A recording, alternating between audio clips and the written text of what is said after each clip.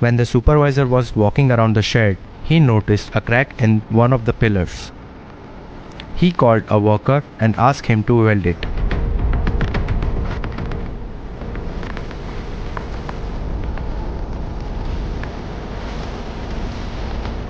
The worker immediately noticed an oil can near the pillar. He moved it away from the welding site for safety.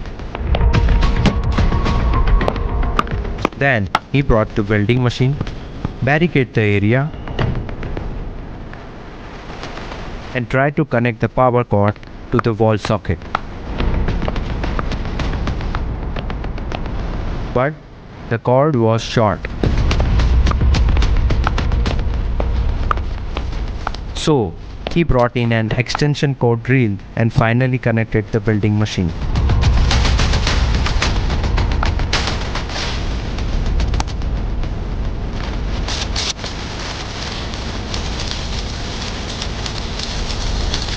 As the worker was finishing the weld, an explosion rocked the area.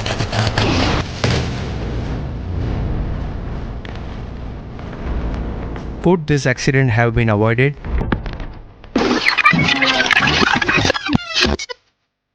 First, while moving the oil can, he placed it near an electrical socket. Inflammable materials should always be stored at a safe distance away from the electrical outlets. There is always a chance of spark from the electrical outlets, which can lead to fires.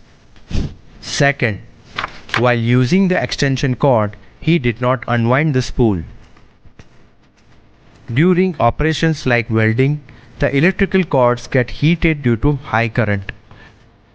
To prevent excessive heat building in the cord, the extension cord drill should always be unwound before using. Using a wound extension cord can lead to accidents like this. Simple steps to prevent accidents during welding. Remove extra object from the surrounding. Barricade the area. Place the work in progress sign. If you need an extension cord, unwind the spool. Use the right PPEs